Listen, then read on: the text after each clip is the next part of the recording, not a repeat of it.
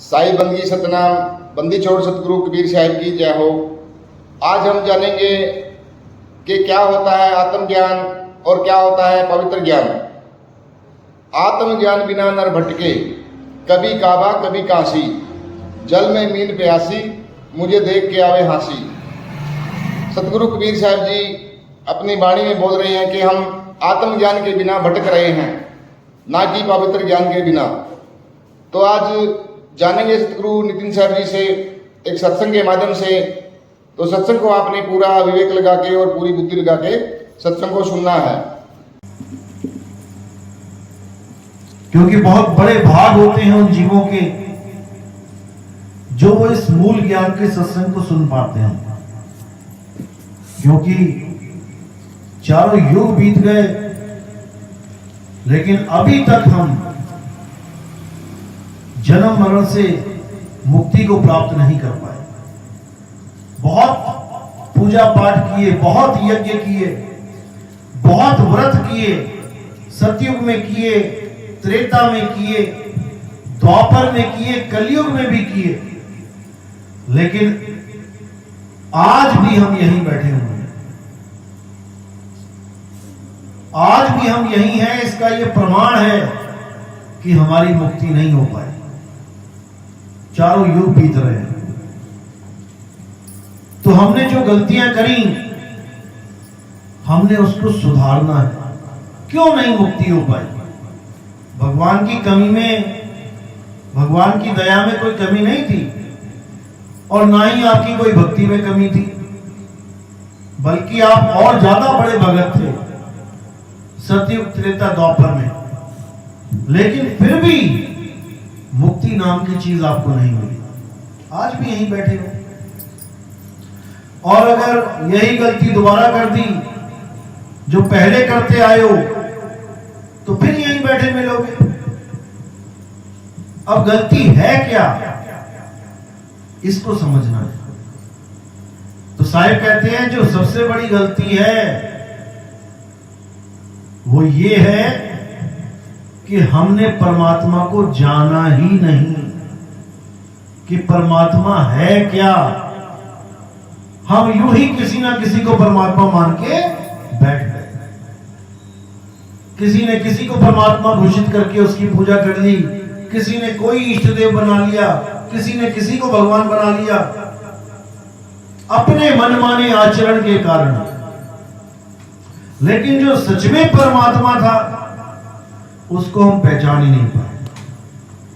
तो आज हम उसी का जिक्र करेंगे, उसी परमात्मा की महिमा गाएंगे जो सब जीवों का, सब आत्माओं का एक परमात्मा है। वो अलग अलग नहीं है कि हिंदुओं का अलग, मुसलमानों का अलग, सिखों का अलग, ईसाइयों का अलग। ऐसा बिल्कुल नहीं है। जैसे हवा एक है, अब कोई कहे नहीं हिंदुओं की अलग है, मुसलमानों की अलग है, ईसाई कुछ और ही ले रहा है, हवा नहीं ले रहा है, तो एक झूठ है। कोई कहे आसमान अलग अलग है, हिंदुओं का अलग है, ये तो राम ने बनाया है, मुसलमानों का अलग है, ये तो अल्लाह ने बनाया है, ईसाइयों का अलग है, ये तो गॉड ने बनाया है, और सिखों का अलग है, ये वाहिगुरु ने बनाया है। ये भी झूठ है। ये आसमान भी सबका एक है। पांचों तत्व सबके एक हैं। पानी एक है। हिंदू भी वही पीता है, मुसलमान भी वही पीता है, सिख भी वही पीता है, ईसाई भी वही पीता है। मुसलमान ये समझ के पीता है कि मेरे खुदा ने बनाया, हिंदू ये समझ के पीता है कि मेरे राम ने बनाया, ईसाई ये समझ के पी रहा है कि गॉड ने बनाया, और सिख ये समझ के पी रहा है कि वाहिगुरु ने बनाया। लेकिन पी सब पानी ही रहे हैं, क्योंकि वो एक है। अगर सबने अलग अलग पानी बनाए होते, अल्लाह ने अलग बनाया होता, राम ने अलग बनाया होता, तो सब पानी आपको अलग अलग दिखाई दे रहे होते। लेकिन उसको अलग करने वाला कोई माइकलाल पैदा ही नहीं है, तो अलग करे तो करे कैसे? इसी प्रकार जैसे तत्व अलग अलग नहीं है, इसी प्रकार परमात्मा भी अलग अलग नहीं है। हिंदुओं का भी वही है, मुसलमानों का भी वही है, सिखों का भी वही है, ईसाइयों का भी वही है। बस हम उसे पहचान नहीं पा रहे। हम फंस गए हैं अक्षरों के चक्कर में। मुसलमानों को रा और मां 2 अक्षर नहीं भाते। राम बोलो तो उनको भाता नहीं है। हिंदू को 3 अक्षर नहीं भाते। अल्लाह वो कहते ना, हम नहीं मानते। जबकि ये अक्षर हैं। अल्लाह भी एक अक्षर है और रा और मां भी एक अक्षर है। हम अक्षरों के चक्कर में पड़ गए, लेकिन हमने उस ताकत को नहीं जाना जो सब में रमता राम है, जो सब में रम रहा है। अगर राम जी ने ये दुनिया बनाई है तो मुसलमान क्यों बनाए? ब्रह्मा जी ने ये दुनिया बनाई है तो उनकी गलती है, मुसलमान क्यों बनाए? जबकि सब कुछ ब्रह्मा ही बनाते हैं। अगर अल्लाह ने ये दुनिया बनाई है तो काफिर क्यों बनाए? अल्लाह की गलती है। अगर कोई मूर्ति पूजने वाला इस दुनिया में पैदा हो रहा है तो जिसको ये काफिर कहते हैं। तो गलती प्रोडक्ट की नहीं है, गलती कंपनी की है। कंपनी प्रोडक्ट बनाती है। अगर प्रोडक्ट में कोई प्रॉब्लम है तो आप प्रोडक्ट को तोड़ते नहीं हो, आप उसको बल्कि पैक करके वापस कंपनी में भेज देते हो। मोबाइल खराब हो जाए 1 साल से पहले तो उसको फोड़ दोगे क्या? फोड़ोगे नहीं, बचा बचा के रख के उसको वापस करोगे कि इसके बदले मुझे और दो। तो यहां पर हम प्रोडक्ट को फोड़ने में लगे हैं। हम मुसलमान को फोड़ दें, मुसलमान हमें फोड़ दे। लेकिन कोई भी ये बात नहीं कर रहा कि ये काफिर आप कहां से रहे। कोई ये नहीं सोच रहा मुसलमानों को पैदा कौन कर रहा है। जब ब्रह्मा जी सारी सृष्टि को पैदा कर रहे हैं तो ब्रह्मा जी केवल हिंदुओं को पैदा करें, क्यों मुसलमानों को पैदा कर रहे हैं? लेकिन समझ में नहीं आ रहा। असल में वो एक ही ताकत है, चाहे उसे अल्लाह कह लो, चाहे वाहिगुरु कह लो, चाहे कुछ भी कह लो। और वो जैसे पैदा करती आ रही है सबको, सब ऐसे ही पैदा होते रहेंगे। कोई रोक टोक नहीं है। इसीलिए बार बार कबीर साहब समझाते हैं कि भाई रे 2 जगदीश कहां से आया, कहो कौन बोराया। ये 2 भगवान कहां से आ गए? हिंदुओं का अलग, मुसलमानों का अलग। अरे भाई वो एक ही है, लेकिन हम नहीं समझ पा रहे हैं। क्यों नहीं समझ पा रहे? क्योंकि हमें समझाने वाले खुद नहीं समझ पा रहे कि वो एक है। जो धर्म को चला रहे हैं वो खुद नहीं समझ पा रहे हैं कि परमात्मा अल्लाह वाहिगुरु एक है, 2 हो ही नहीं सकते। बस इसी को समझना है। तो साहिब कबीर साहब ने कोई कमी नहीं छोड़ी समझाने में, एक एक बात को समझाया। हिंदू मुसलमानों का झगड़ा मिटाया, लेकिन हम नहीं समझ पाए, फिर उसी चक्करों में उलझ गए।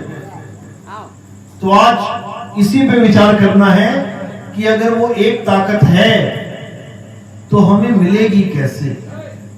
हम अल्लाह को, हम राम को, हम वाहिगुरु को, हम गॉड को कैसे प्राप्त करें, इस पे कोई विचार नहीं कर रहा। हम ये साबित करने में लगे हैं कि अल्लाह बड़ा है, राम छोटा है, राम बड़ा है, अल्लाह छोटा है। इससे किसी को कुछ मिलने वाला नहीं है। ना मेरे कहने से राम बड़ा हो जाएगा और ना किसी के कहने से अल्लाह छोटा हो जाएगा। वो तो एक ऐसी ताकत है जो अखिल ब्रह्मांड को चला रही है। अगर अल्लाह और राम दोनों हैं तो भाई दोनों आपस में लड़के फैसला कर लो कि कौन भगवान है। हमें क्यों लड़वा रखा है भरी में? हम क्यों लड़ते फिरे? अगर आप दोनों में कोई प्रॉब्लम है तो खुद ही सॉल्व कर दो, सबको पता लग जाएगा अल्लाह बड़ा कि राम बड़ा। लेकिन ऐसा होने वाला नहीं है। क्यों नहीं है? क्योंकि वो है ही एक। लड़े किससे? एक बाप के 4 बेटे, सब अलग अलग देशों की तरफ चले गए पढ़ने। एक चला गया इंग्लैंड, एक चला गया अरब में, एक भारत में रह गया, एक कहीं और चला गया। अब वहां पे उन्हें सिखा दिया गया कि पापा को, पिताजी को पापा कहते हैं, एक ने सिखा दिया डैडी कहते हैं, एक ने सिखा दिया अब्बू कहते हैं। अब जब वापस आए तो लगे लड़ने, पिताजी को तो भूल गए, अब लगे लड़ने मेरा अब्बू बड़ा है, वो कहता नहीं पापा बड़ा है, वो कहता नहीं डैडी बड़ा है। किसी में उलझ गए, समझ ही नहीं पाए कि हम सब एक पिता के बच्चे हैं। इसीलिए बार बार कबीर साहब ने यही समझाया कि हम एक हैं भाई, लेकिन हमें जिन लोगों ने समझाया उन लोगों ने अनेक कर दिया। हमें कोई ऐसा मिला ही नहीं जो सबको एक कर दे। तो इसीलिए साहिब ने बोला कि राम कबीरा एक हैं, कृष्ण करीमा एक हैं, कहन सुनो और दो करके वो जानते जिन्हें सतगुरु मिला ना हो। गुरु ग्रंथ साहब ने भी यही बोला, कोई बोले राम राम, कोई खुदाए, कोई सेवे गुसैया, कोई अलाए। कोई कह रहा है राम राम, कोई कह रहा है खुदाए, दोनों ही उस एक परमात्मा को अलग अलग नाम से याद कर रहे हैं। अब झगड़ा किस बात का है? केवल नाम का। रा और मां, इन दो अक्षरों को बाकी धर्म वाले झेल नहीं पा रहे हैं, और हम आ और ला को नहीं झेल पा रहे हैं। वाहिगुरु वाले किसी और को नहीं झेल पा रहे हैं। सब अपने अपने अक्षरों को महान बनाने में लगे, जबकि वो सारे अक्षर उस एक के ही हैं।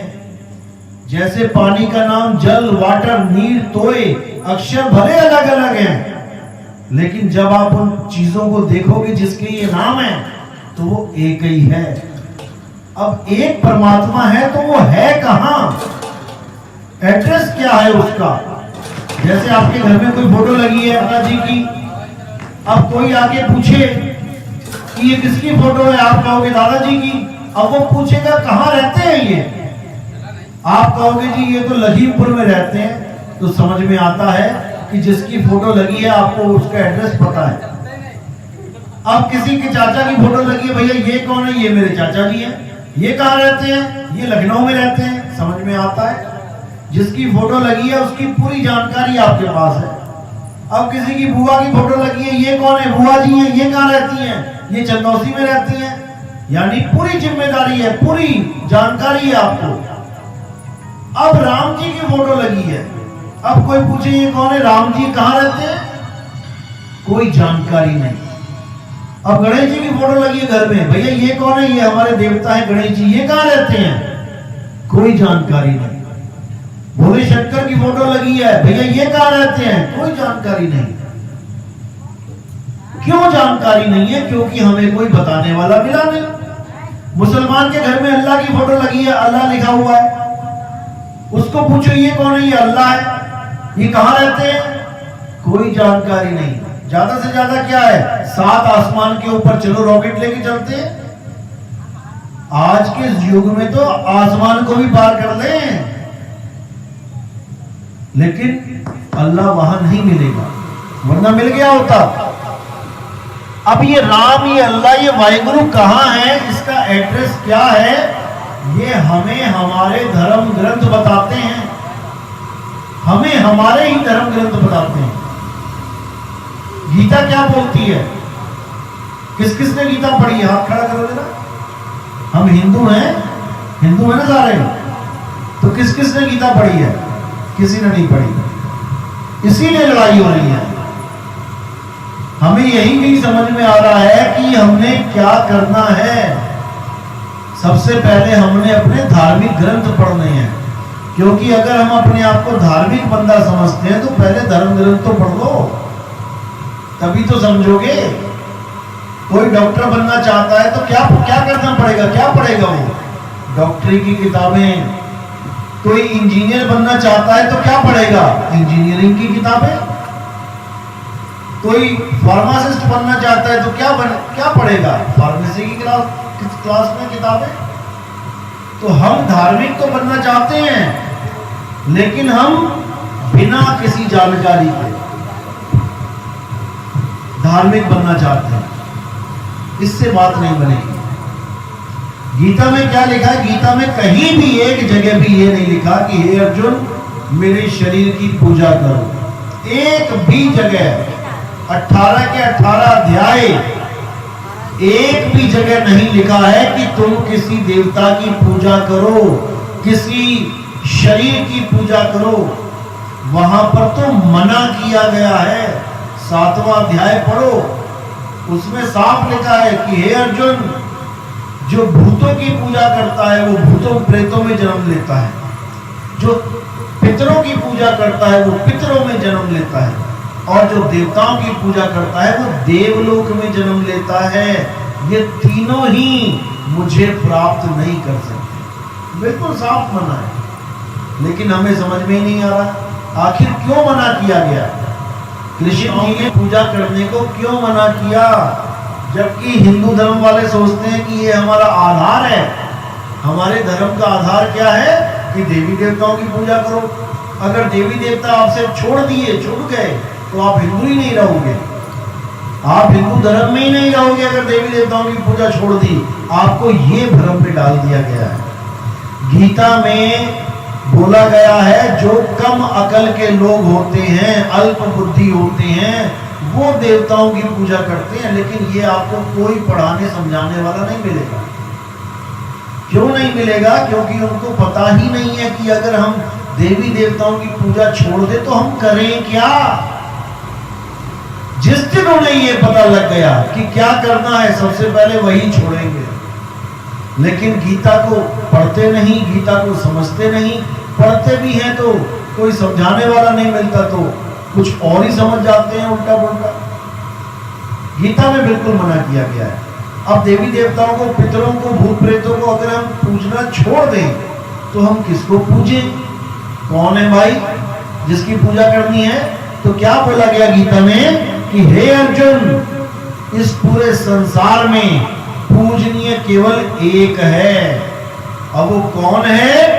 वो है आत्मदेव। आत्मदेव क्यों बोला आत्मदेव की पूजा करने के लिए? क्योंकि हे अर्जुन, आत्मा को तो ना कोई शस्त्र काट सकता है, ना आत्मा को कोई अग्नि जला सकती है, ना आत्मा को वायु सुखा सकती है, ना आत्मा को जल भिगो सकता है। ये सुना है ना आप लोगों ने? नैनम छिन्नन्ति शस्त्राणि नैनम दहति पावका। ये श्लोक सुना है?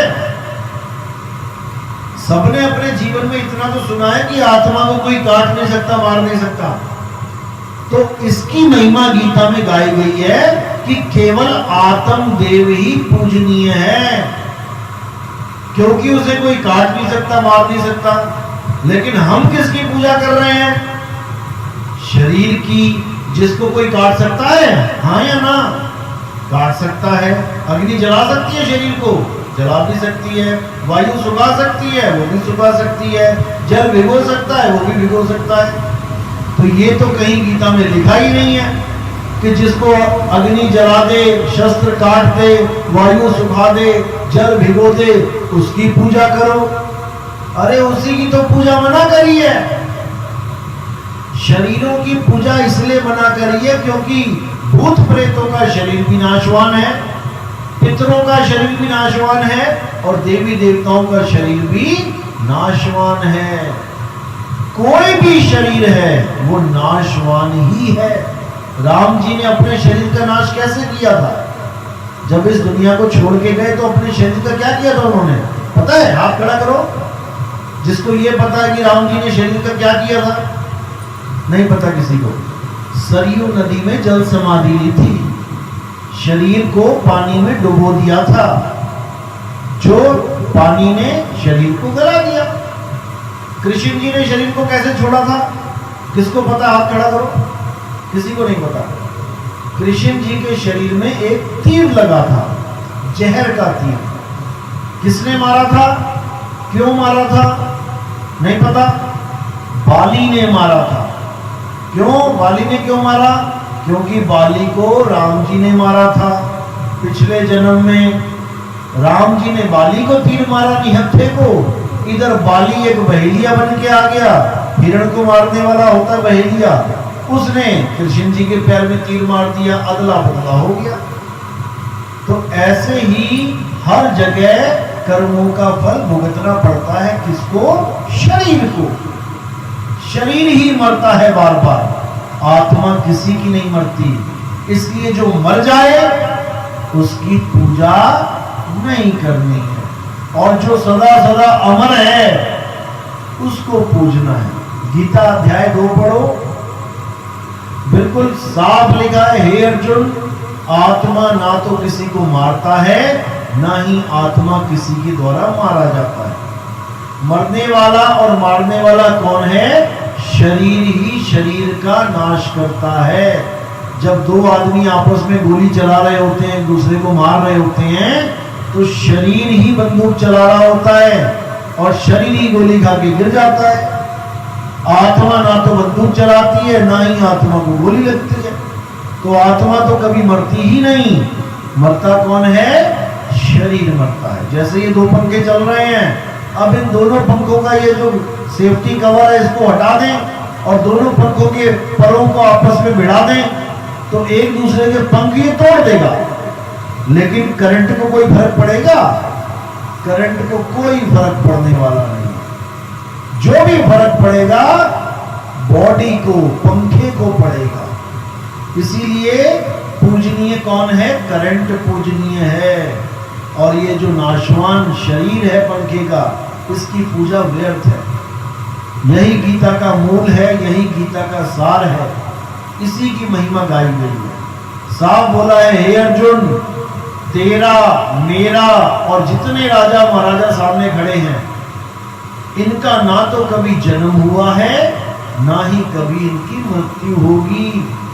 ऐसा कोई समय नहीं था जब ये नहीं थे, तू और मैं भी।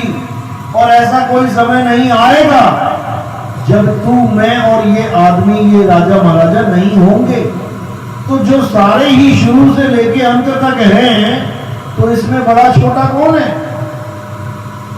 जब अंत से लेके शुरू तक, शुरू से लेके अंत तक सबके सब जीवित रहेंगे, सब अविनाशी हैं, तो बड़ा छोटा कौन है? बड़ा छोटा हमने केवल शरीर के आधार पे और ज्ञान के आधार पे बना लिया।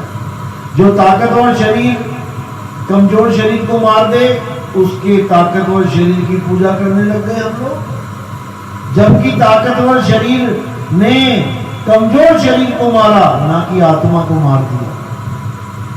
रावण शरीर नहीं आत्मा है, राम जी शरीर नहीं आत्मा है, हम और आप शरीर नहीं आत्मा हैं। शरीर तो इस आत्मा के कपड़े हैं। हे अर्जुन, जैसे हम वस्त्रों को धारण करते हैं और वस्त्र पुराने हो जाने पर, फट जाने पर, जर्जर अवस्था में आ जाने पर हम उन वस्त्रों को बदल देते हैं, ऐसे ही जीवात्मा इस शरीर को धारण करती है। और जब ये शरीर बूढ़ा हो जाता है, जर्जर अवस्था में आ जाता है, तब ये जीवात्मा इसे खुद ही त्याग देती है। कोई जरूरी नहीं कि कोई मारे आपको तभी मरोगे, बिना मारे भी मर जाओगे। तो ये शरीरों का खेल है भाई। शरीरों से हट जाना है और आत्मा में रम जाना है, तभी आप आत्मज्ञानी कहलाएंगे, तभी आप सनातनी कहलाएंगे। सनातन का मतलब है सबसे पुराना, जिसका कोई आदि और अंत ना हो। लेकिन अगर आप किसी शरीर की पूजा करते हैं तो आप सनातनी नहीं हो सकते, केवल नाम के सनातनी। तो अर्जुन को बिल्कुल क्लियर कर दिया कि हे अर्जुन, अगर तुम सत्य की पूजा करना चाहते हो तो तुम क्या करो? तुम किसी भेदी गुरु के पास जाओ, जिसने आत्मा के ज्ञान को समझ लिया है, जो जान गया है कि आत्मा क्या है और शरीर क्या है। दुनिया केवल आत्मा का नाम लेती है, आत्मा को जानती नहीं कि आत्मा है क्या। जैसे जिस आदमी ने कभी करंट को हाथ ही नहीं लगाया, उसको पता ही नहीं है करंट झटका कैसे मारता है।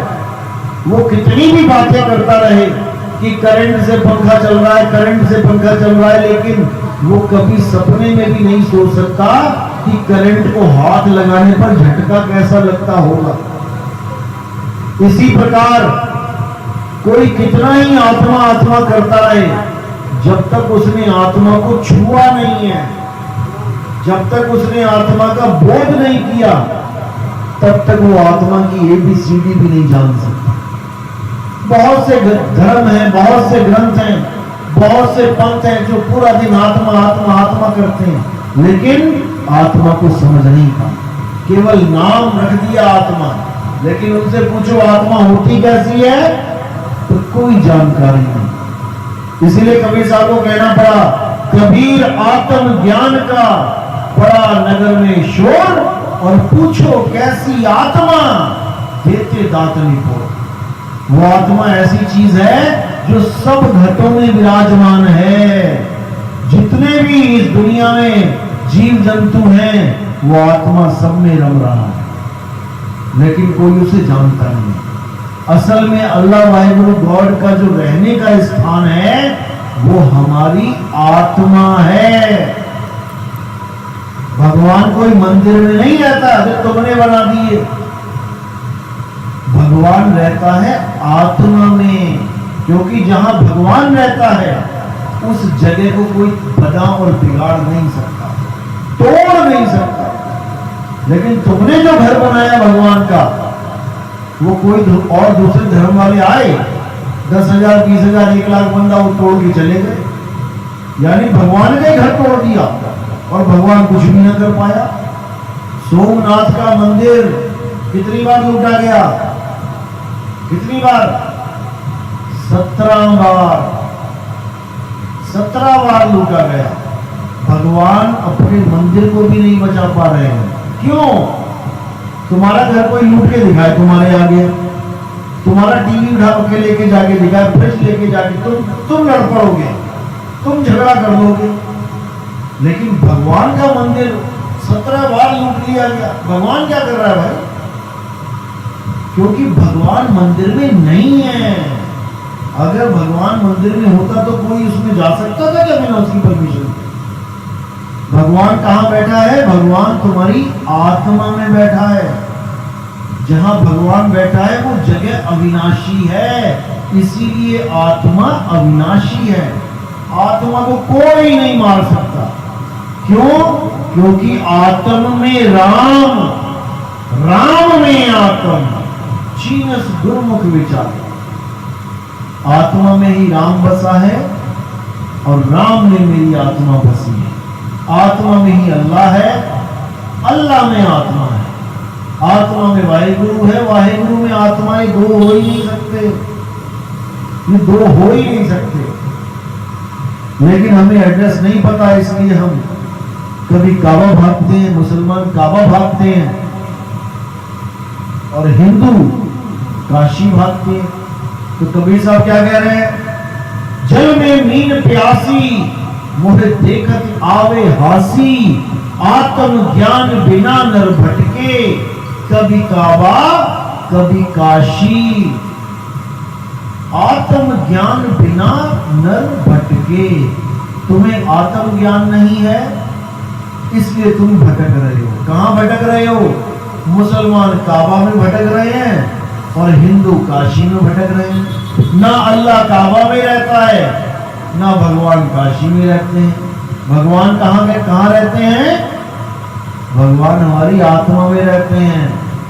आप भजन भी गाते हो, मेरे रोम रोम में बसने वाले राम, मैं तुमसे क्या मांगू। गाते हो रोम रोम में बसने वाले राम, और जाते कहां हो ढूंढने? मंदिर में। गाते हो मैं तुमसे क्या मांगू, और जितनी भी चीजें हैं सब वहीं जाके मांगते हो। नौकरी लग जाए, बीवी मिल जाए, धंधा चल पड़े, खेत बढ़िया हो जाए, फसल बढ़िया हो जाए, कोई चीज छोड़ते ही नहीं हो मांगने में। बिल्कुल करनी और कथनी में जमीन आसमान का अंतर, इसीलिए वो नहीं मिल रहा है। तो साहिब क्या कह रहे हैं? साहिब बिल्कुल क्लियर कर रहे हैं एक बात। वो क्या कहते हैं? ज्यों तिल माही तेल है, ज्यों चकमक में आग, तेरा साईं तुझ में है, जाग सके तो जाग। कस्तूरी कुंडल बसे, मृग ढूंढे बन माही, ऐसे रमता राम है, ये दुनिया जाने। यानी ज्यों तिल माही तेल है, जब तिलों की फसल उगाते हैं तो तेल जब निकालते हैं तो तेल तिल में से निकलता है या कहीं और से निकलेगा? तिल में ही तेल है। सरसों के दानों में ही सरसों का तेल है। अब दाने को छोड़ के तुम ढूंढने चले जाओ सरसों का तेल रास्तों में, गलियों में, पहाड़ों में, जंगलों में, नदियों में, नालों में, मिल जाएगा क्या? तुमने तिल का तेल ढूंढना है तो तिलों में ढूंढो, सरसों का तेल ढूंढना है सरसों में ढूंढो। ज्यों तिल माही तेल है, ज्यों चकमक में आग। आज तो 2 मिनट में आग लगाते हो, कैसे? माचिस जला दी, लाइटर जला दिया। जब माचिस और लाइटर नहीं थे, जब हम तो आदि मानव थे, लिखना नहीं आता था, बोलना नहीं आता था, कपड़े नहीं थे, नंगे घूमते थे, तब आग कैसे लगाते थे? 2 पत्थरों को टकरा के। आज पत्थर हट गए, माचिस आ गई। अभी भी लगे माचिस टकराने में। पहले पत्थर टकराते रहे, अब माचिस टकरा रही है। तो कह रहे हैं ज्यों चकमक में आग। अब पत्थर तुम साइड में फेंक दो और आग ढूंढने चले जाओ मंदिर मस्जिद में, नहीं मिलेगी। पत्थर में ही आग है। बस तुम्हें कोई ऐसा गुरु मिल जाए जो उसकी विधि बता दे कैसे मिलेगी। तो कहते हैं ज्यों तिल माही तेल है, ज्यों चकमक में आग, तेरा साईं तुझ में है, जाग सके तो जाग। तेरा परमात्मा कहां है? तुझ में है। मुझ में है यानी मेरे शरीर में है? नहीं, क्योंकि मैं शरीर हूं ही नहीं। शरीर तो कपड़े हैं, कपड़े मैंने धारण किए हैं। मैं कपड़े थोड़ी नहीं हूं। जब मैं कपड़े नहीं हूं तो मेरा परमात्मा भी कपड़े में नहीं है। मेरा परमात्मा है मुझ में। तो मैं हूं क्या? मैं शरीर नहीं हूं तो मैं क्या हूं? मैं एक आत्मा हूं। इसी आत्मा में परमात्मा का वास है। मैं अपने आप को शरीर मान रहा हूं, इसीलिए मेरा मालिक मुझे नहीं मिलता। शरीर तो कपड़े हैं। और कहां मिलते हैं हमें ये कपड़े? जैसे ये लाल पीले गुलाबी कपड़े पहने कहां मिलते हैं? ये लोहार की दुकान पे, ये सुनार की दुकान पे, या डेयरी फार्म में मिलते हैं? कहां मिलते हैं? गारमेंट्स की दुकान पे। सब जाते हो, देखते हो कौन सा पहनना है, लाल पीला हरा गुलाबी कौन सा लेना है, लेके आ जाते हो। अब ये कपड़े कहां मिले तुम्हें? आदमी और औरत वाले कपड़े, शरीर कहीं गली में पड़े हुए थे क्या धारण कर लिए जाके? ये कपड़े कहां मिलते हैं? मां के गर्भ में। अल्ट्रासाउंड करा के देखते हैं ना, लड़का पैदा हो रहा है कि लड़की। असल में कपड़े चेक करे जाते हैं अल्ट्रासाउंड में। लड़के का कपड़ा पहन के ये जीव आ रहा है या लड़की का कपड़ा पहन के आ रहा है? लड़के का कपड़ा पहन के आ रहा है तो लड्डू बांट दो, और लड़की का कपड़ा पहन लिया इसने तो इसको गर्भ में ही मार दो। अब ये दोनों कपड़े पहन के कौन आ रहा है? जीवात्मा। जीवात्मा ना लड़का है ना लड़की है। जीवात्मा एक ही है, एक जैसी है। बस उसको कपड़े अलग मिल जाते हैं, इसलिए वो अपने आप को लड़का समझने लग गया, लड़कियां अपने आप को लड़की समझने लग गई। जैसे किसी आदमी को सर्कस में काम मिल गया, एक को शेर के कपड़े पहना दिए, एक को भालू के कपड़े पहना दिए, एक को मगरमच्छ के कपड़े पहना दिए। अब डांस कर रहे हैं तीनों वहां पे हंसाने के लिए जनता को। अब कपड़े अलग अलग हैं, मगरमच्छ का, शेर का, हाथी का, भालू का, लेकिन जो अंदर आदमी है वो चारों में एक जैसा है। उसके 2 हाथ हैं, 2 पैर हैं, आंख है, नाक है, वो चारों में एक सा है। लेकिन जो कपड़े पहने हैं उसमें एक की सूंड है, एक की पूंछ है, एक के सींग है, अलग अलग दिख रहा है। तो ऐसे ही आदमी और औरत, केवल कपड़े अलग हैं लेकिन दोनों में जीव एक है। और जब यह जीव शरीर को छोड़ के जाता है तो हम खुद बोलते हैं कि पापा हमें छोड़ के चले गए, भैया हमें छोड़ के चले गए, माता मुझे छोड़ के चली गई। अरे माता चली गई तो ये लेटा कौन है नीचे जमीन पे? इसी को तो माता माता कह रहे थे आज तक। माता बाजार गई, माता बाजार से सब्जी लेके आई, किसको देख के बोल रहे थे माता? शरीर को।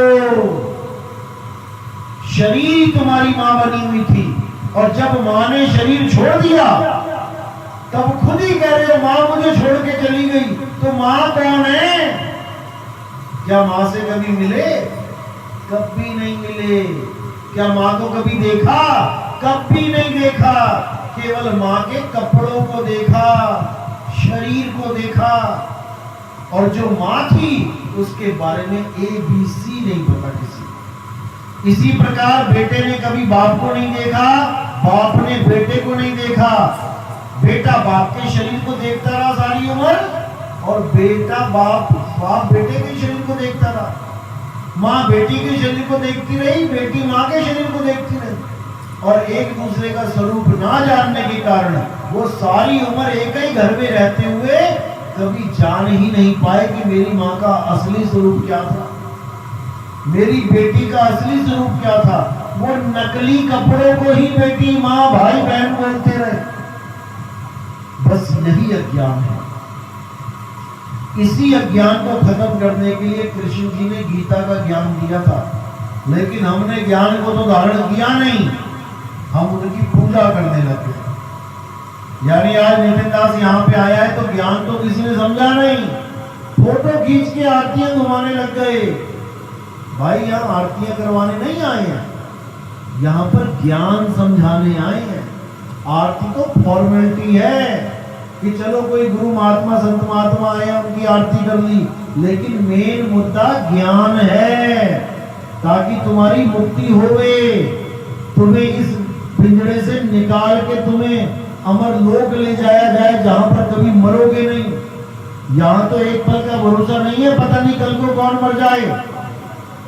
लेकिन जो हमारा असली देश है वो अमर लोक है, वहां पहुंच के कोई नहीं मरता, सदा सदा के लिए अमर हो जाते हैं। दोबारा शरीर ही धारण नहीं करना पड़ेगा, मरेगा कौन?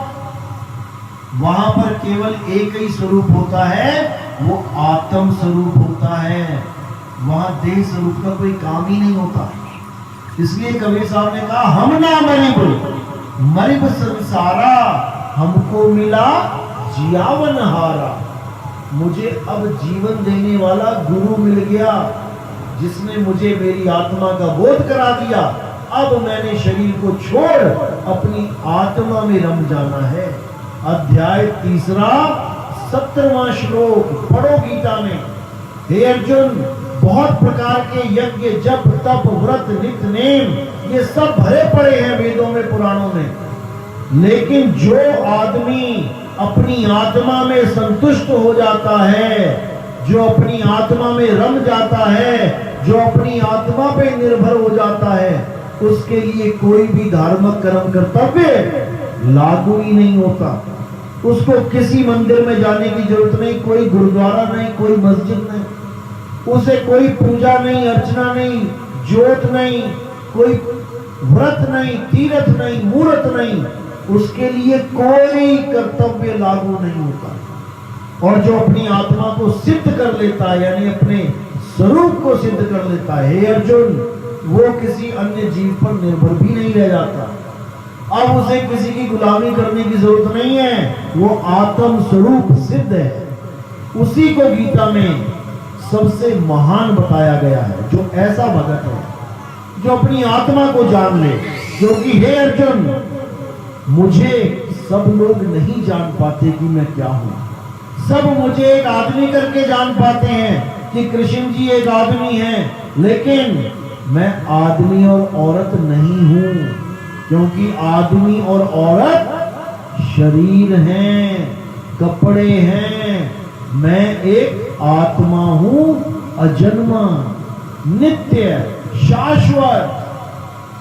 जो अपनी आत्मा को जान लेता है, हे अर्जुन, वही मुझे समझ सकता है कि मैं क्या हूं। जो अपनी आत्मा को नहीं जान पाया, वो किसी भी आत्मा को नहीं जान पाता। दुनिया में लाखों पंखे चला दो, किससे चल रहे हैं? एक करंट से।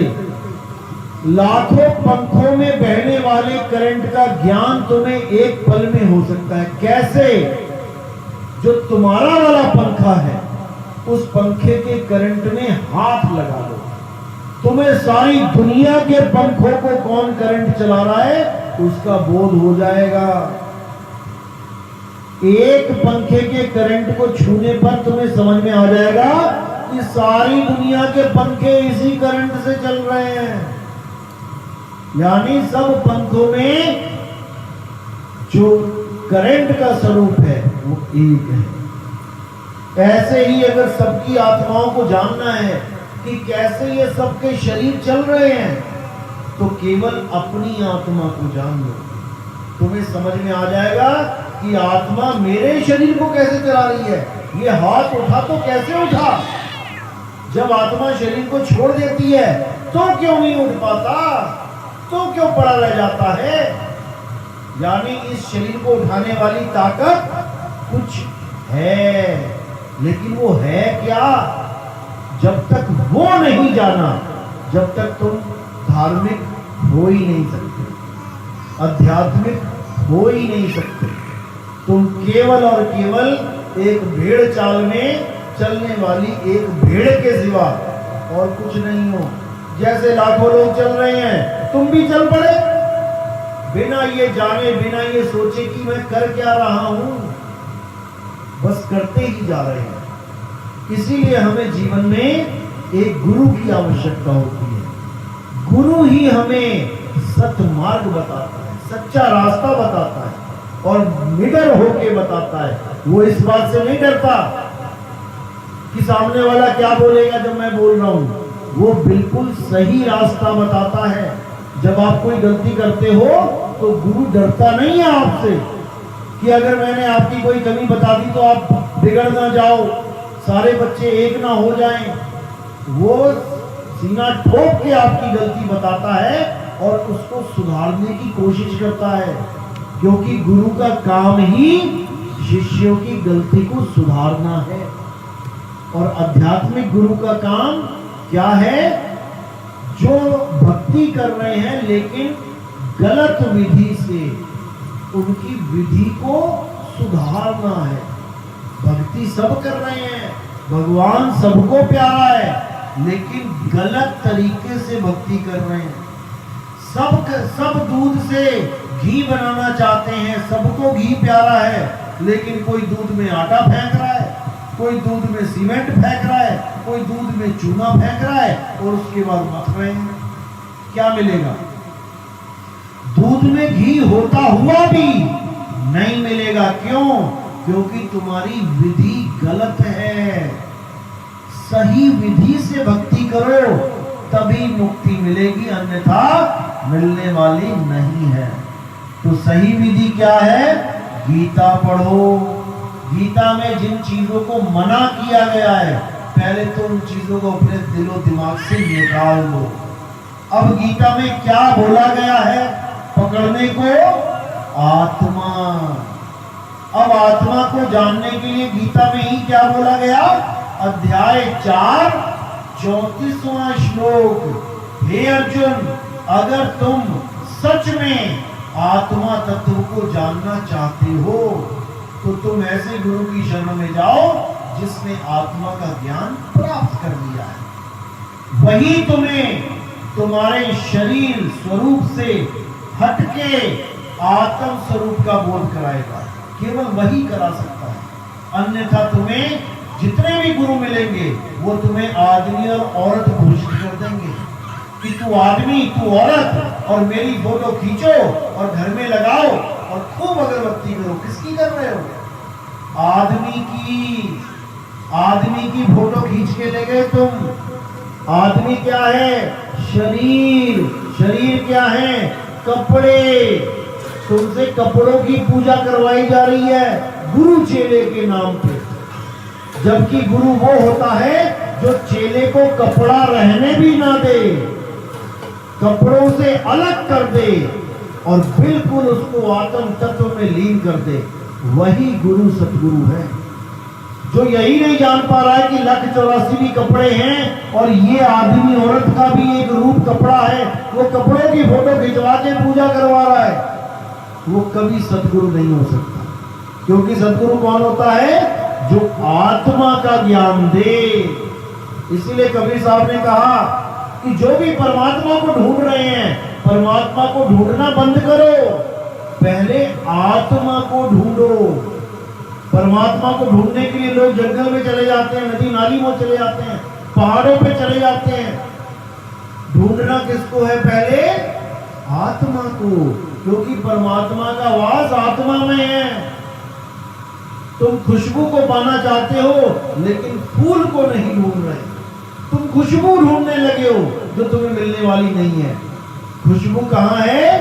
फूल के ऊपर खुशबू है, फूल को ढूंढो, खुशबू अपने आप मिलेगी। इसलिए कबीर साहब कहते हैं, जब लगना चीनोगे आत्म तब लगना मिली है परमात्म। आत्म चीन है, परमात्म चीन है, संत कहावे सोए और यह भेद काया से न्यारा, बूझे बिरला कोई। ये काया से न्यारा है। आत्मा और शरीर में जमीन आसमान का अंतर है, लेकिन हम नहीं समझ पाते। जैसे पंखे में और करंट में जमीन आसमान का अंतर है। पंखे की फोटो सब खींच सकते हैं, लेकिन करंट की फोटो कोई नहीं खींच सकता। अगर आत्मा की कोई फोटो खींच सकता होता तो जितने भी शरीर प्राण त्यागते हैं उसमें से आत्मा दिखनी चाहिए थी, लेकिन आत्मा का कोई रूप रंग नहीं होता। रूप न रेख न रंग प्रभु तीन गुणाते भिन्न। वो सबसे न्यारा है, वो आत्म स्वरूप परमात्मा है। लेकिन उसका भेद तभी मिलता है जब आप किसी गुरु को धारण करते हैं। वो गुरु ही आपको आपकी आत्मा का ज्ञान देता है और जितने भी भ्रम आपके जीवन में हैं उन सबको आपके जीवन से अलग कर देता है। तब जाके आप निर्मल होते हो, मल रहित होते हो। मल क्या है? ये जितना भी आत्मा के अलावा ये पसारा दिख रहा है, यही मल है, गंदगी है। कितना अच्छा लगता है लड्डू पेड़ा गुलाब जामुन पड़ा हुआ दुकानों में, और जब इसको खा जाते हो तो क्या बन के निकलता है? मल। इतनी अच्छी अच्छी चीजें खाओगे, हजार रुपए किलो की बर्फी खा लो, क्या बन के निकल रहा है? मल। इसी को बोला ये तन विष की बेलरी, जो मर्जी डाल दो इसमें मल ही बन के निकलेगा। किसका गुमान है? अरे ये तन विष की बेलरी गुरु अमृत की खान, और शीश दिए जो गुरु मिले तो भी सस्ता जान। अगर गर्दन कटवाने के बाद भी गुरु मिल जाए ना तो बड़े भाग हैं तुम्हारे, क्योंकि एक बार गर्दन कटाई और गुरु नहीं मिला जीवन में तो कितनी बार गर्दन कटेगी? जितनी बार मुर्गी बनोगे कटेगी, जितनी बार बकरे बनोगे कटेगी, हिरण बन गए कटेगी, पानी पीने जाओगे तालाब में हिरण बन के कौन इंतजार कर रहा होगा वहां पे तुम्हारा? या तो कोई शेर या मगरमच्छ कि आ बेटा तू पानी पी के देख, जान से जाओगे।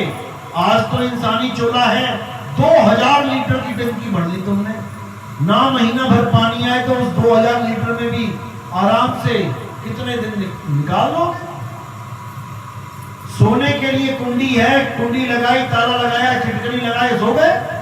और जब हिरण बन गए जंगल में, कौन सा ताला लगाओगे, कौन सी चिटकनी लगाओगे? खड़े खड़े सोना पड़ेगा। और शेर चीते रात में ही शिकार करते हैं, तुम्हें सोना भी नसीब नहीं होगा, भागते फिरोगे, जान बचाओगे अपनी, ऐसी हालत हो जाएगी। लेकिन अभी इंसानी चोले में समझ में नहीं आ रहा, क्योंकि मजे लगे हुए हैं। गर्मी लगी, एसी लगा दिया, पंखे चला दिए, ठंड लगी, हीटर लगा दिया, हर फैसिलिटी मिली हुई है, लेकिन आत्मा का ज्ञान नहीं मिलेगा। वो तब मिलेगा जब आप सत्संग को सुन के, विवेक को जगा के, सत्य असत्य का निर्णय करके, वो भी निष्पक्ष होके। कभी ये नहीं सोचना है कि मेरे गुरुजी तो ये बोलते थे, ये तो ये बोल रहा है, बात तो सही कर रहा है, लेकिन नहीं, मैं तो अपने गुरु का ही चेला रहूंगा। तो कहां जाओगे, कहां जाओगे? उसके लिए क्या बोला? अरे झूठा गुरु अजगर बना, 1,84 जाए और सारी संगत चींटी बनी, तोड़ तोड़ के खाए। अगर तुमने ज्ञान को सुनकर समझकर भी पक्षपात कर लिया, तो तुमने किसी और के साथ नहीं, अपनी आत्मा के साथ पक्षपात कर लिया। अब तुम्हें भुगतना पड़ेगा। क्यों? क्योंकि परमात्मा से तुम ये भी नहीं कह सकते कि मालिक मैं अनजान था, मैं पता नहीं लगा पाया, मुझे मैं बच्चा था। नहीं, परमात्मा घट घट की पट पट की जाने, वो एकदम बोल देगा कि तूने समझ लिया था कि तेरे गुरु के पास अधूरा ज्ञान है, लेकिन तू गुरु के मोह में पड़ गया, इसलिए तू गुरु पशु है। गुरु पशु क्या होता है? कबीर साहब कहते हैं गुरु पशु, वेद पशु, नारी पुरुष विचार, और ते नर नरक को जाएंगे जब लग शशि दिन का। गुरु पशु कौन होता है? जिसने गुरु धारण कर लिया, अब क्या कहता है? अरे गुरु चाहे नरक में ले जाए, मैं तो तैयार हूं जाने के लिए। तो वो नरक में ही जाएगा, क्योंकि गुरु हमने नरक में जाने के लिए नहीं धारण किया, नरकों से बचने के लिए धारण किया है। तो कहते हैं गुरु पशु, वेद पशु। वेद पशु कौन है? जो गुरु तो धारण नहीं करते, सोचते हैं किताबें पढ़ के मुक्ति मिल जाएगी, उनको वेद पशु बोला है। तो कह रहे हैं गुरु पशु, वेद पशु, नारी पुरुष विचार, जो अपने आप को नारी और पुरुष समझ के बैठे हैं। मैं तो आदमी हूं, मैं औरत हूं। कहते तुम कभी जीवन में मुक्ति नहीं पा सकते, क्योंकि तुम अपने आप को नारी पुरुष समझ रहे हो। इसका मतलब तुम अब शरीर के आसक्त हो गए हो, अब तुम बिना शरीर के नहीं रह सकते।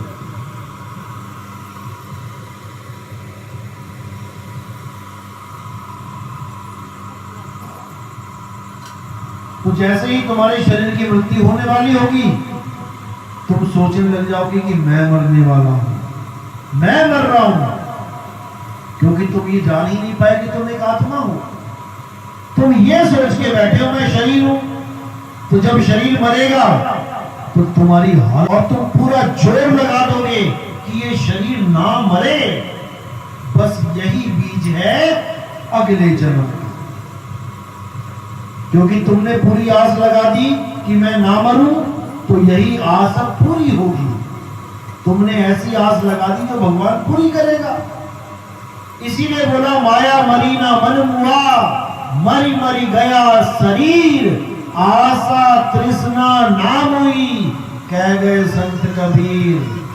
शरीर मरने के बाद भी आशा तृष्णा रूपी बीज मरते नहीं है। वो बीज नए पेड़ को जन्म दे देते हैं। यानी तुम्हें नया शरीर मिलेगा, और कैसा मिलेगा? तुम्हारे कर्मों के अनुसार। खूब बकरे खाए हैं, खूब मुर्गियां खाई हैं, तो ऐसा चोला मिलेगा, बकरे मुर्गी खाओ। जंगल में कोई सियार का, कोई भेड़िए का, कोई शेर चीता भालू का, ऐसा मिल जाएगा शरीर, और खाते रहो मीट सारा दिन। तो इसीलिए संत महात्मा आके पहले आपके जीवन से इन विकारों को दूर करते हैं। इन मीट मांस अंडा मुर्गी दारू गांजा अफीम चरस भांग तंबाकू, इन सब को आपसे दूर करते हैं, ताकि अगर आप भक्ति पूर्ण भी ना कर पाओ तो कम से कम इंसानी चोला तो मिल जाए। ऐसा काम तो कर देते हैं कि कम से कम इंसानी चोला मिल जाए, नहीं तो जानवरों की तरह जिए, जानवरों की तरह चले गए, क्या मिला? कुछ नहीं मिला। तो इसलिए सबसे पहले तन निर्मल, फिर मन निर्मल। पहले तन के विकार हटाने हैं, ये गलत चीजों को नहीं खाना है, जीव हत्या नहीं करनी है। उसके बाद मन निर्मल, काम क्रोध लोभ मोह अहंकार, इन पांचों को ऐसे निचोड़ देना है कि ये दोबारा सिर न उठा पाए। कैसे निचोड़ोगे? बहुत आसान भी है और बहुत दुष्कर भी है। आसान कब है? जब तुम सारी दुनिया के ये जितने भी जीव बैठे हैं इनको तुम जीव मान लो, आत्मा मान लो, तो बिल्कुल आसान है। लेकिन तुम इसको लड़का लड़की अमीर गोरा काला इन चक्करों में उलझोगे तो काम भी आएगा, क्रोध भी आएगा, लोभ भी आएगा, मोह भी आएगा, अहंकार तो साथ में है ही है। तो इन पांचों से बच नहीं सकते। प्रेम और मोह देखने में सुनने में एक से लगते हैं। मैं अपनी मां से बहुत प्रेम करता हूं, मेरी मां का मोह बहुत है मुझे, मेरे बच्चों का मोह बहुत है। मोह एक विकार है और प्रेम एक ताकत है। जिन प्रेम किया तिन ही प्रभु पाया, ऐरी मैं तो प्रेम दीवानी, मेरा दर्द न जाने कोई। मैं मोह दीवानी नहीं बोला मीराबाई ने, मैं प्रेम दीवानी। गुरु से प्रेम, संगत से प्रेम, जीवों से प्रेम, यही धर्म है। असली धर्म यही है, दया और प्रेम। प्रेम होगा तभी तो दया करोगे। अब प्रेम ही नहीं है, बकरे ही काटोगे फिर निर्दयी होगे। तो इसी को समझना है, सबसे प्रेम करना है। कोई हिंदू नहीं, कोई मुसलमान नहीं, कोई सिख नहीं, कोई ईसाई नहीं, सबसे पहले वो इंसान है। दृष्टि में इंसान है जो दिख रहा है, और अगोचर में वो जीव है, मालिक के परमात्मा के जीव है। वो शरीरों की वजह से इंसान दिखाई दे रहे हैं। यही इंसान का चोला चला गया, बकरे बन के आ गए। तुम्हारी माँ ने चोला छोड़ा, तुमसे प्रेम था, तुम्हारी ही बकरी का एक बच्चा बन के आ गया तुम्हारी माँ। तुमने उसी को कसाईयों के हाथ बेच दिया अपनी माँ को, और वो कहती है अरे मैं पहचान मुझे, लेकिन नहीं पहचान पाए। क्यों? चोला बदल गया। हम चोले को पहचान रहे हैं, जीव को नहीं पहचान रहे। चोला बदल गया, रिश्ते बदल गए। मेरी माँ बकरी बन के आ गई, अब वो मेरी माँ नहीं है, अब तो कुकर में डालूंगा, उसको पकाऊंगा। तुम्हारी आत्मा कांप जाएगी अगर बकरी एक बार बता देना वो कौन है, तुम्हारे रोंगटे खड़े हो जाएंगे। लेकिन तुम्हें समझ में नहीं आ रहा, क्यों? माया ने ऐसा चरम दृष्टि का रोग दे दिया, चरम दृष्टि का कुल्फा देके तुम्हें राख भरमाई हो। ये कुल्फी है, कुल्फी खाई है ना डंडी वाली, जब चाट चाट के कुल्फी लास्ट में क्या बचता है? वो लकड़ी सी गंदी सी, फिर फेंक देते हो। बस यही है माया। खूब चाटो इसको, शरीर को, और बीच में क्या मिलेगा? ये जो चमड़ी है इसको एक बार खींच दो ना, सुंदर से सुंदर नारी, सुंदर से सुंदर आदमी, तुम देख नहीं पाओगे उसको।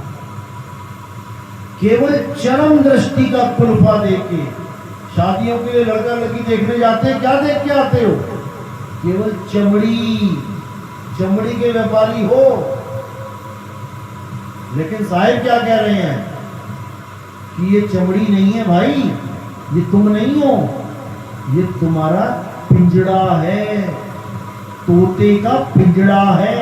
जैसे तुमने एक पिंजड़ा लिया है, उसमें तोता रख दिया, अब तोते को पिंजड़ा और पिंजड़े को तोता कौन बोलेगा? कोई नहीं बोल सकता। अब जितने भी शरीर हैं ये है पिंजड़ा, और पिंजड़े में जो बोलने वाला है वो है तोता। यानी तुम्हारे पिताजी, तुम्हारा भाई, तुम्हारी बहन कौन है, पिंजड़ा या तोता? तोता। और पिंजड़ा क्या है? उसका शरीर। अब तुम पिंजड़े को अपनी बहन मान लो यानी तोता मान लो, पिंजड़े को अपना भाई मान लो यानी पिंजड़े को तोता मान लो, तो तुम ज्ञानी तो कहीं से भी नहीं हो। इसलिए कबीर साहब ने कहा 10 द्वारे का पिंजड़ा। ये पिंजड़ा है जिसमें 10 दरवाजे हैं। कौन कौन से 10 दरवाजे हैं? 2 कान के छेद, 2 आंख के छेद, 2 नाक के छेद, कितने हो गए? 6। 1 मुंह का छेद, कितने हो गए? 7 दरवाजे। और 2 कहाँ है? लैट्रिन बाथरूम के दरवाजे। ये 9 दरवाजे हैं जिसमें से तुम्हें अंत में निकाला जाएगा। जब तुम्हारी मृत्यु होगी तो कैसे निकलोगे इस घर में से? इस पिंजड़े में से तोता कैसे निकलेगा? लैट्रिन निकल जाएगी मरते हुए, पेशाब निकल आएगा, जीभ इतनी बाहर आ जाएगी, कानों में से खून आ जाएगा, आंखों में से आंखें बाहर आ जाएंगी, नाक में से ब्लड आ जाएगा। इन 9 दरवाजों में से सारी दुनिया के जीव निकलेंगे, चाहे कुत्ता होए, बिल्ली होए, चाहे कोई होए, हिंदू होए, मुसलमान होए। अब इन 9 दरवाजों के अलावा एक 10वां दरवाजा भी है, क्योंकि कबीर साहब ने वाणी में क्या बोला? 10 द्वारे का पिंजड़ा, तामे बोले कौन? वायु बोलती है इसमें। जब तुम बोलते हो कुछ तो पहले क्या खींचते हो? पहले सांस लेते हो, अब बोलोगे कुछ भी, और जैसे ही सांस खत्म हुई तुम्हारे अक्षर खत्म हो जाएंगे, बोल ही नहीं पाओगे कुछ, फिर दोबारा सांस लेनी पड़ेगी। तो कौन बोल रहा है? वायु के द्वारा अक्षर निकल रहे हैं। 10 द्वारे का पिंजड़ा, तामे बोले कौन? अरे रहीमे को अचरज है, पूरा सो अचरज कौन? तोता ऐसे पिंजड़े में रहता है जिसमें 9 दरवाजे खुले पड़े हैं, लेकिन तोता उड़ता ही नहीं। तो कह रहे हैं अगर उड़ भी जाए तो इसमें अचरज क्या है? वो तो एक दिन उड़ना ही है, उड़ जाएगा हंस अकेला। तो करना क्या है? किस दरवाजे से निकल के कहां पहुंचना है? तोते ने बस इतना ख्याल करना है कि वो पिंजड़े में आया कैसे, यानी आप इस शरीर में आए कैसे, कहां से आ गए आप इस शरीर के अंदर, और जब शरीर छोड़ोगे तो कहां जाओगे? बस तुमने इतना विचार करना है। तो साहब कहते हैं आया है तू कहां से, जाना तुझे कहां है, इतना बस विचार ले, हो गया भजन मन की तरंग मार ले, हो गया भजन। तो 5 विकारों को हम कैसे साधेंगे? आत्म स्वरूप के द्वारा साधेंगे। रामलीला देखिए ना, एक राम बनता है, एक रावण बनता है, और एक सीता बनती है, एक मंदोदरी बनती है। कौन होते हैं वो लोग? चारों ही लड़के होते हैं, लेकिन एक ने लड़की के कपड़े पहन लिए बढ़िया बढ़िया, और एक ने लड़के के पहन लिए, राजा के पहन लिए, एक ने रानी के। अब वो वहां नाटक कर रहे हैं शादी का कि तू मेरी बीवी, मैं तेरा पति, लेकिन स्टेज से जब उतरते हैं वो अपने घर भाग जाता है, वो अपने घर भाग जाती है। स्टेज से उतरने के बाद कोई कहे तू शादी कर इससे, करेगा क्या?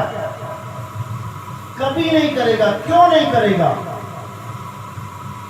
क्योंकि वो जानता है कि ये लड़की है ही नहीं, ये तो लड़का है, इसने केवल लड़की के कपड़े पहन लिए। ये बोध अवस्था है। तुम्हारे सामने लड़की आती है, तुम लड़की के साथ शादी करने के लिए हाँ कह देते हो, क्योंकि तुम्हें यह समझ ही नहीं आया कि जैसा मैं हूं वैसी वो है। ये लड़की है ही नहीं, ये तो शरीर है इसका। ये भी एक आत्मा है, मैं भी एक आत्मा हूं। आत्मा आत्मा, भाई भाई। लेकिन नहीं समझ में आता। क्यों? क्योंकि तुम केवल माया को देख रहे हो।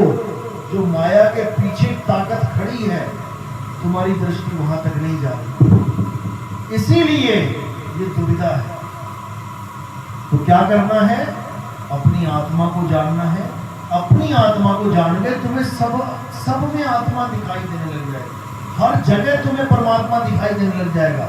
ये चेतना, यही परमात्मा का गुण है। देखो, हिल रहे हैं, डुल रहे हैं, चल रहे हैं, ये चेतना ही है जिसको जीव बोला गया। जीव निकल गया, अब हिल डुल के दिखाए कोई, उंगली तक ना हिला पाए कोई। तो जिसकी वजह से उंगली हिल गई थी, वो कौन था? वो और तुम एक ही हो, दो नहीं हो सकते। चलो, तो सत्संग तो पूरी रात, पूरा दिन, पूरा साल, पूरा जो मर्जी करो, पूरा जन्म सुनते रहो, वो तो खत्म नहीं होगा। लेकिन फिर भी जो पूरे ज्ञान को समझना चाहता है, ये तो केवल ट्रेलर है, 1 घंटे का, आधे घंटे का। पूरी फिल्म अगर देखनी है तो YouTube चैनल पे कहत कबीर सुनो भाई साधो नितिन दास, आपने बस ये लिखना है। कहत कबीर सुनो भाई साधो तो आपने सुना ही है, वाणी भी है कबीर साहब की, हर जगह लिखा भी होता है। हर दोहे के बाद कहत कबीर सुनो भाई साधो, उसके बाद केवल मेरा नाम लिखना है आपने, नितिन दास, या फिर आप सीधे लिख दो नितिन दास के सत्संग। आपको हर सत्संग सामने आ जाएगा। मेरे नाम से सैकड़ों चैनल बनाए हैं लोगों ने, मेरा केवल एक है, कहत कबीर सुनो भाई साहब। आप उसमें सुनोगे, अच्छी बात है। 1 नंबर से स्टार्ट करना, धीरे धीरे धीरे आपको हर चीज समझ में आने लग जाएगी। और अगर वैसे भी वीडियोस जो डली हैं, अगर वो भी सुनते हो और थोड़े भी विवेकी हो, तो आपको हर चीज समझ में आने लग जाएगी। चलो, तो चैनल का नाम है कहत कबीर सुनो भाई साधु नितिन दास, और आपने 1 नंबर से सीरियल वाइज सुनना है। 1, 2, 3, 4, 5, मैंने सत्संग सीरियल वाइज नंबर डाल के डाले हुए हैं, ताकि सबको आसानी हो ढूंढने में भी और देखने में भी, समझने में भी। तो आज का सत्संग यही समाप्त करते हैं। एक परमात्मा के नाम पे जयकारा लगाएंगे, और जिन्होंने सत्संग किया है, करवाया है, बहुत मालिक की खुशियां मिलेंगी इन्हें। क्योंकि अगर ये ज्ञान किसी के कान में भी पड़ जाता है, तो बिल्कुल वैसा समझो जैसे खेत में बीज पड़ गया। अब वो बीज दिख भले नहीं रहा आपको, लेकिन खेत में बीज पड़ गया, तो इसका मतलब है कि जब मौसम आएगा, ऋतु आएगी, वो बीज पेड़ बनेगा, इसमें कोई शक नहीं। चाहे बीज सीधा पड़े, चाहे पड़े उल्टा, वो एक दिन पैदा जरूर होगा। तो ये जो आज आपके कान में बीज पड़ा है, कभी ना कभी, भले आज आपको कुछ भी समझ में ना आया हो जो मैंने बोला, लेकिन एक समय ऐसा आएगा जब यही ज्ञान आपको दोबारा याद आएगा कि किसी संत महात्मा ने, किसी साधु ने मुझे ये चीज बोली थी और अब वो मेरे काम की है। तो सत्संग कराने वालों को भी इसलिए मैं जय बुलाता हूं, ताकि परमात्मा की अपार कृपा उन पर भी बरसे। तो फिर जयकारा लगाना है मालिक के नाम पे। बोलिए परम पिता परमात्मा की, सदगुरु बंदी छोड़ कबीर साहिब की, सभी संतों की, सभी भक्तों की, आज के आनंद की, सत्संग कराने वालों की, इनके माता पिता की, इनके बाल गोपाल की, सकल हंस की बंदगी, साहेब बंदगी, सतनाम सतनाम। तो मेरा सत्संग समझ में आया, हाथ खड़े करो। आप हाथ खड़े करिए जिसको समझ में आया, सच में समझ में आया है। और जिसको नहीं समझ में आया, अब वो हाथ खड़े करे। जिसको बिल्कुल भी समझ में नहीं आया, और वो सवाल भी पूछ सकता है ताकि किसी और को भी समझ में आ जाए कि उसको क्या चीज नहीं समझ में आई। आपको नहीं समझ में आया, आपको आया कि नहीं आया? सबसे लास्ट में आपकी बात कर रहा हूँ, नीली नीली शर्ट, आया समझ में? चलो, क्योंकि आपका हाथ लास्ट तक खड़ा था ना, तो मुझे लगा शायद नहीं आया। चलो, बहुत अच्छी बात है।